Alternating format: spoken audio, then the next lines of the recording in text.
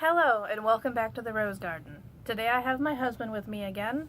Hi. And we will discuss comics, because today is Saturday, May 6th, and that would be Free Comic Book Day. Now, I did not get to participate in Free Comic Book Day because the stores around me were not doing it, which made me really sad.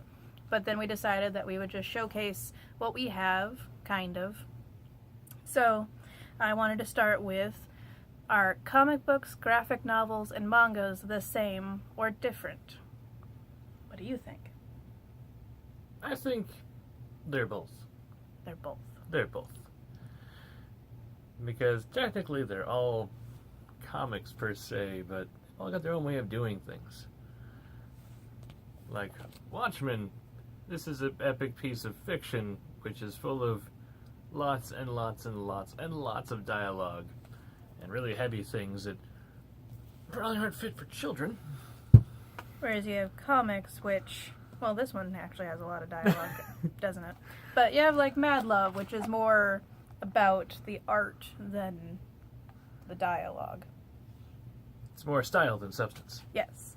Or a good example would be the manga, Azumanga Daioh, is a 4-panel comic in Japan. So you would read it this way. So it's just these short little things, like your Sunday morning cartoons would be, which I really enjoy.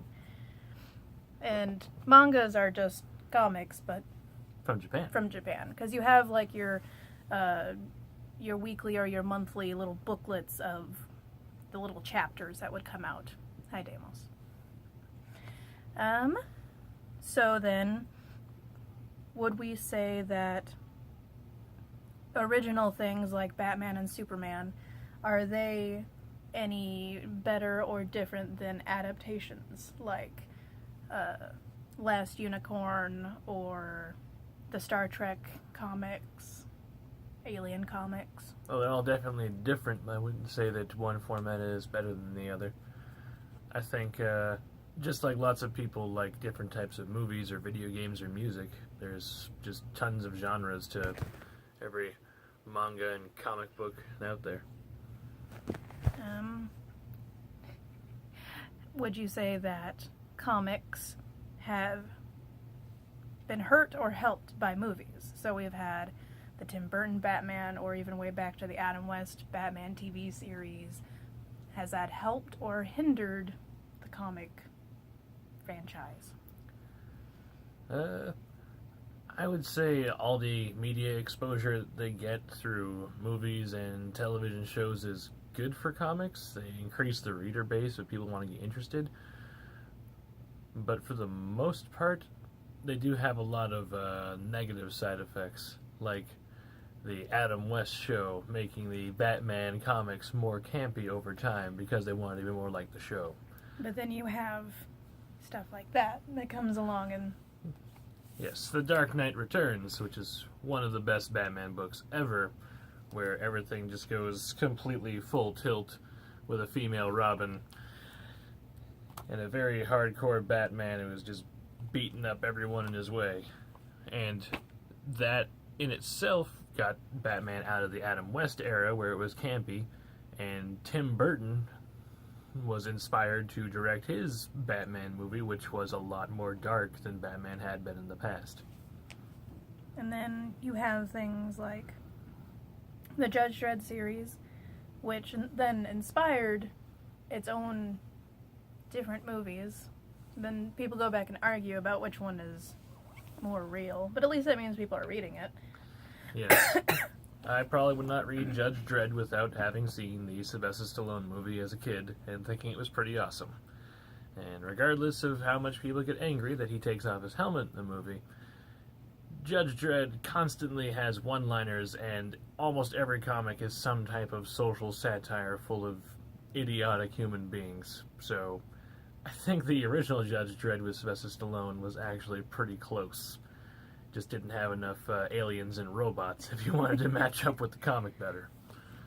Then you also have examples like Sailor Moon, which I would never have purchased and read had I not watched the original anime back when it was aired on Toonami when we were kids. And it's definitely different, and it's just a way to inspire people to read, like reading Mad Love, which I saw was the episode of Batman that they did that, so I wanted to read it. And regarding TV inspiring comics, again, the character of Harley Quinn wasn't in the comics until she showed up in the cartoon show and became a popular character. One of the popular characters. The same with Batgirl showing up on the Adam West TV show for the first time. Yeah.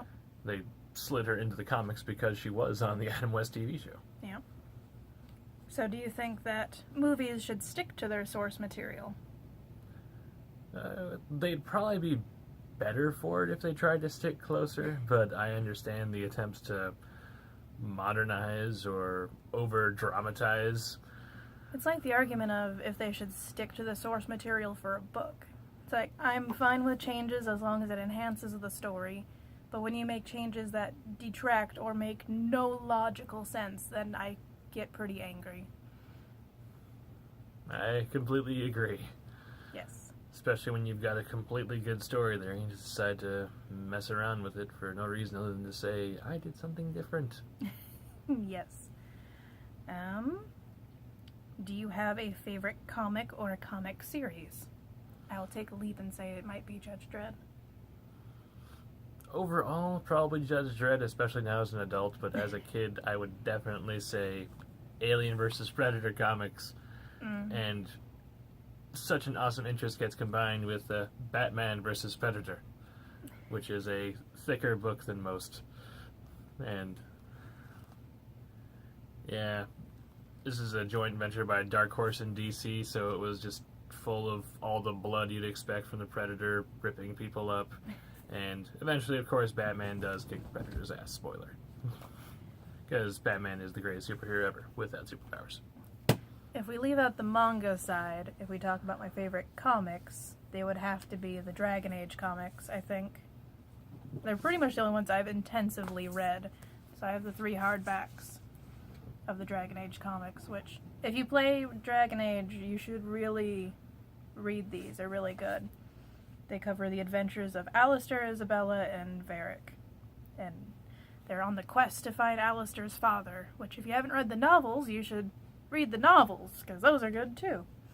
And one of the chief writers of the Dragon Age comics and the novels is the same guy who wrote the vast majority of the story for the Dragon Age universe, so everything is very canon, and some of it doesn't fit together, but for the most part it does.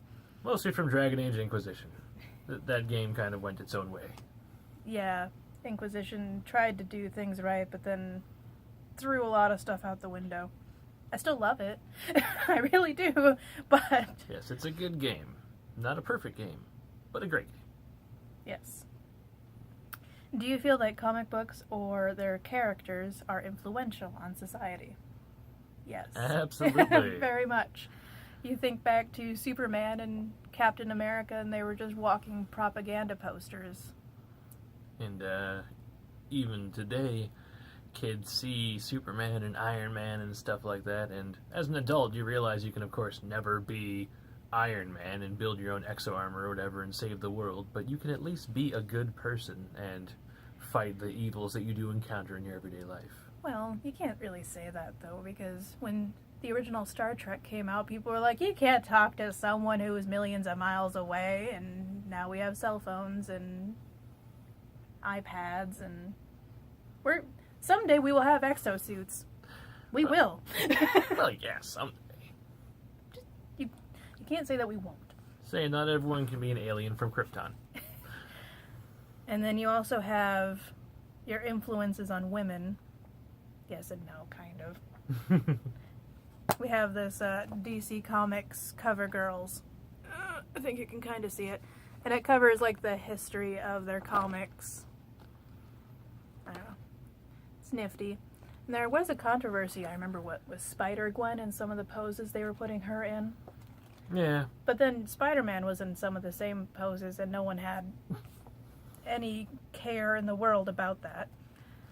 But comics do empower women. You got Wonder Woman and Spider-Gwen and Supergirl and Power Girl. we'll leave out Squirrel Girl. But these strong women who kick ass and they don't need a man.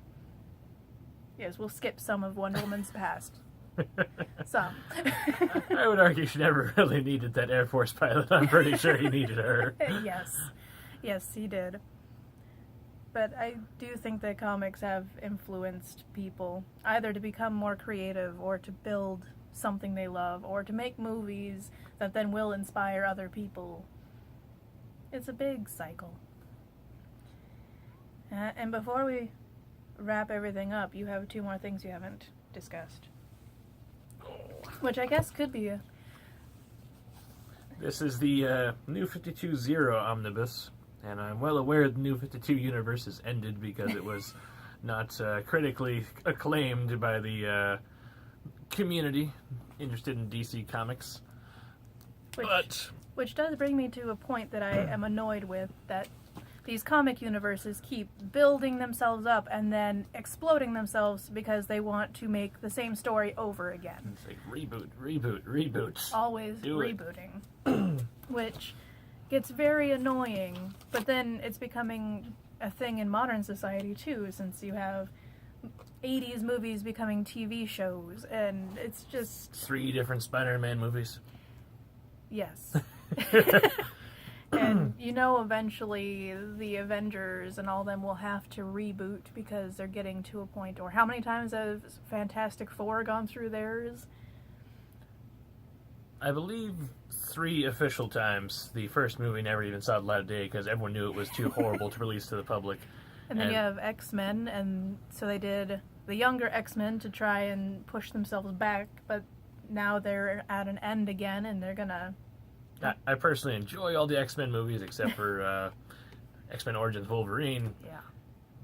The one irritating thing about every X-Men movie is it tries to reinvent the same universe that it's in and still pretend that it was still the same continuity from the previous movies. Like Beast being... Was it blue in the first one, but then humanish in the second one, and then blue in the third one again? Yeah, something like that. He kept going back and forth, and it was very frustrating because I could understand if it was because it got passed from one company to another, or it was another universe, but it was literally like the next year. Or the fact that Cerebro was in the Young X-Men universe built by Hank McCoy, and in the original X-Men movie, Charles Xavier was helped by Magneto to build Cerebro, and just every single time they bring up like some type of technology or a mutant power, it turns out that they have another origin story for that before, but they try to ignore it because the line of dialogue sounds good at the time. Yeah, I think a lot of things suffer from that. But do we have any way of wrapping this up? Read more comics? Yes. Read more comics, watch more comic book movies, but unless they're terrible. Play games. All the things. Do all the nerdy things. Just, yes. Yes. Bye. Okay. Have a good day. See you next time.